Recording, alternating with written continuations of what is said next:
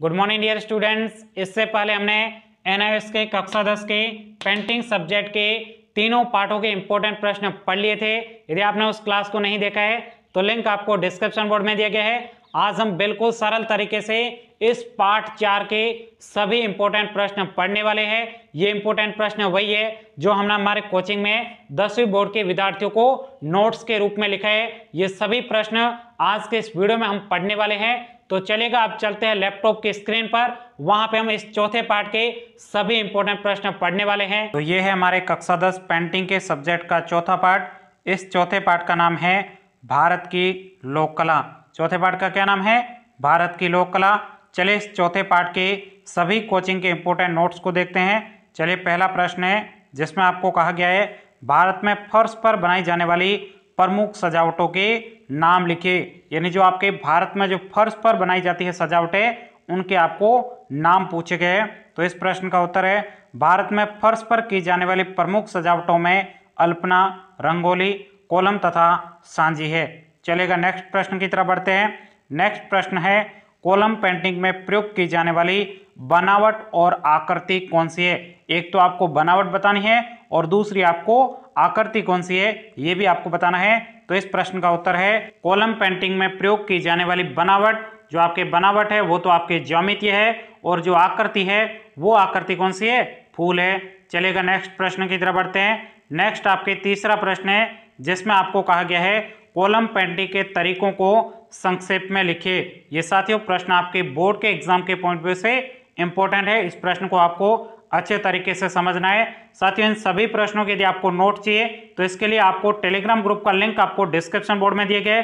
जल्दी से आप हमारे टेलीग्राम ग्रुप पे जुड़िएगा, वहां पे आपको सभी सब्जेक्ट के बिल्कुल फ्री में नोट्स दिए जाते हैं। और साथियों अभी तक भी आपने इस चैनल को सब्सक्राइब नहीं किया है तो जल्दी से इस चैनल को सब्सक्राइब करिएगा, और वीडियो को लाइक नहीं किया है तो वीडियो को लाइक करिए। तो देखिएगा, इस प्रश्न का उत्तर है कोलम पेंटिंग बनाने के लिए सबसे पहले फर्श पर पानी छिड़ककर उसे गीला कर दिया जाता है। उसके बाद में मोटे चावल को पीसकर उसके पाउडर को अंगूठे तथा आगे की अंगुली के बीच पकड़कर रखते हैं, हाथ को घुमाते जाते हैं और चावल के पाउडर को फर्श पर गिरने दिया जाता है, और फर्श पर एक आकृति उभर कर सामने आती है। फर्श पर जो आकृति बनानी होती है उसे पूर्व में ही निर्धारित कर लिया जाता है। चलेगा, नेक्स्ट प्रश्न की तरफ बढ़ते हैं। नेक्स्ट आपके चौथा प्रश्न है जिसमें आपको कहा गया है कोलम पेंटिंग में किन वस्तुओं की चर्चा की गई है? तो इस प्रश्न का उत्तर है कोलम पेंटिंग में घड़े अर्थात मटकी, लैंप तथा नारियल के पेड़ की चर्चा की गई है। चलेगा, अगले प्रश्न की तरफ बढ़ते हैं। अगला आपका पांचवा प्रश्न है जिसमें आपको कहा गया है किसको भाग्य और समृद्धि का प्रतीक माना गया है? यानी आपसे पूछा गया है कि किसको भाग्य और समृद्धि का प्रतीक माना गया है? तो इस प्रश्न का उत्तर है कोलम को भाग्य और समृद्धि का प्रतीक माना गया है। किसको भाग्य और समृद्धि का प्रतीक माना गया है? कोलम को आपके भाग्य और समृद्धि का प्रतीक माना गया है। चलेगा, नेक्स्ट प्रश्न की तरफ बढ़ते हैं। नेक्स्ट आपके छठा प्रश्न है जिसमें आपको कहा गया है फुलकारी का क्या अर्थ है? तो इस प्रश्न का उत्तर है फुलकारी का वास्तविक अर्थ है फूलों का काम। नेक्स्ट आपका सातवां प्रश्न है फुलकारी में कौन सी सामग्री का प्रयोग किया गया है? यानी जब आपके फुलकारी बनाई जाती है तो उसमें आपके कौन कौन सी सामग्री का प्रयोग किया जाता है उसके बारे में आपको पूछा गया है। तो इस प्रश्न का उत्तर है फुलकारी में घूंघट के लिए पहनने वाले कपड़े, चादर तथा बिस्तर को ढकने के लिए कपड़े का प्रयोग किया जाता है, और मोटे कपड़ों पर चमकीले सिल्क के टुकड़ों का प्रयोग किया जाता है। चलेगा, अगले प्रश्न की तरफ बढ़ते हैं। अगला आपका आठवां प्रश्न है जिसमें आपको कहा गया है फुलकारी। फुलकारी का मतलब होता है आपकी कढ़ाई। कढ़ाई के काम में किस रंग की प्रधानता रहती है? तो इस प्रश्न का उत्तर है फुलकारी कढ़ाई के काम में पंजाब में पके हुए गेहूं के स्वर्णिम अर्थात सुनहरे रंग की प्रधानता होती है। चलेगा, अगले प्रश्न की तरफ बढ़ते हैं। अगला आपका 9वां प्रश्न है जिसमें आपको कहा गया है फुलकारी का नमूना कैसे भरता है? यानी जो आपके फुलकारी का नमूना होता है वो आपके कैसा भरता है इसके बारे में आपको पूछा गया है।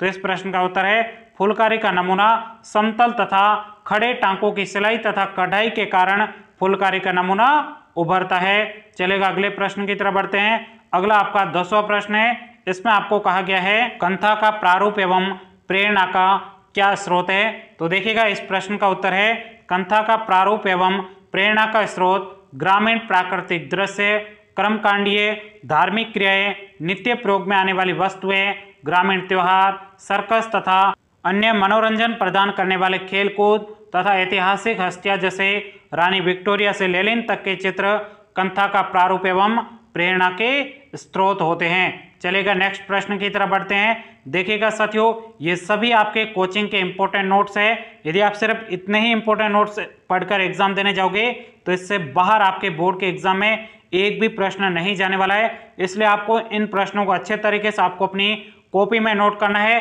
और साथ साथ में यहाँ पे आपको पढ़ते जाना है। चलेगा अगले प्रश्न की तरफ बढ़ते हैं। अगला आपका 11वां प्रश्न है, जिसमें आपको कहा गया है उन सभी वस्तुओं की सूची बनाइए जिन पर कंथा की कढ़ाई की जाती है। तो इस प्रश्न का उत्तर है रजाइयाँ, शादी की चटाइयाँ, थैले, शीशे तथा गहने जवाहरातों को ढकने के लिए कपड़ों पर कंथा की कढ़ाई की जाती है। चलेगा अगले प्रश्न की तरफ बढ़ते हैं। अगला आपका 12वां प्रश्न है, जिसमें आपको कहा गया है कंथा को किस लोक कला से प्रेरणा मिली है, यानी जो आपके कंथा है उसको आपको किस लोक कला से प्रेरणा मिली है, ये आपको प्रश्न पूछा गया है। तो इस प्रश्न का उत्तर है कंथा को काली घाट पट चित्र की लोक कला से प्रेरणा मिली है। किससे प्रेरणा मिली है? काली घाट पट चित्र की जो आपके लोक कला है उससे आपको कंथा को प्रेरणा मिली है।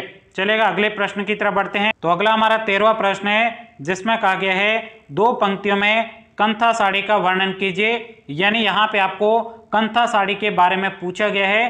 तो इस प्रश्न का उत्तर है कंथा साड़ी को विभिन्न प्रकार के पशु तथा मानवीय आकृतियों के प्रारूप के रूप में कढ़ाई की जाती है।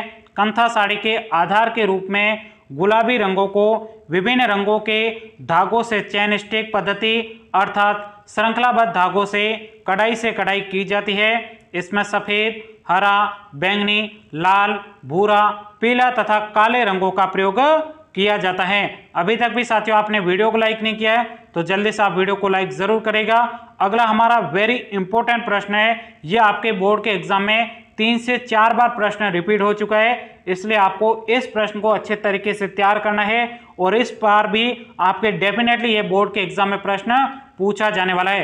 तो चलेगा इस प्रश्न में आपको कहा गया है लोक कला क्या है, यानी आपके लोक कला आखिरकार क्या होती है, इसके बारे में आपको पूछा गया है। और आगे आपके प्रश्न में कहा जा रहा है यह कला ग्रामीण समाज को किस प्रकार से सहायता प्रदान करती है, इसके बारे में आपको इस प्रश्न में पूछा गया है। तो इस प्रश्न का उत्तर है लोक कला से तात्पर्य है ऐसी परंपरा जो पीढ़ी दर पीढ़ी चली आ रही हो, उसे लोक कला के नाम से जाना जाता है। उसके बाद में आगे आपके इस प्रश्न में कहा गया है लोक कला ग्रामीण समाज को निम्न प्रकार से सहायता पहुंचाती है, यानी आपके ग्रामीण समाज को लोक कला किस प्रकार से सहायता पहुंचाती है, इसके बारे में आगे कहा गया है लोक कला ग्रामीण लोगों का पैतृक काम होता है, यानी आपके पीढ़ी दर पीढ़ी काम करते आते हैं, जिससे ग्रामीण समाज के लोग उन पुश्तैनी काम की वस्तुओं को बेचकर जीविका उपयोगी वस्तुएं प्राप्त करते हैं। तो इस प्रकार लोक कला ग्रामीण समाज को सहायता प्रदान करती है। तो ये आपके चौथे पार्ट के सभी महत्वपूर्ण प्रश्न थे जो हमने आपके साथ डिस्कस किए हैं। ये यदि आप कोचिंग के नोट्स पढ़कर बोर्ड का एग्जाम देने जाओगे तो डेफिनेटली आप अच्छे अंकों से उत्तीर्ण होने वाले हो। अगला कौन से विषय के सभी इंपॉर्टेंट नोट्स प्रोवाइड कराए, इसके बारे में आप हमें कमेंट्स करके जरूर बताइएगा। साथ ही बहुत सारे सब्जेक्ट के नोट्स हमने टेलीग्राम ग्रुप पर अपलोड कर दिए हैं। यदि आप टेलीग्राम ग्रुप पे नहीं जुड़े हो तो लिंक आपको डिस्क्रिप्शन बोर्ड में दिए गए, वहां पे क्लिक करके आप सीधा हमारे से टेलीग्राम ग्रुप पे जुड़ सकते हो। वहां पे आपको बिल्कुल फ्री में सभी सब्जेक्ट के आपको नोट्स प्रोवाइड किए जाते हैं। और अभी तक भी आपने इस वीडियो को लाइक नहीं किया है तो जल्दी से वीडियो को लाइक करिएगा। मिलते हैं अगले चैप्टर के साथ में। आज के इस वीडियो में इतना ही। Thank you, take care.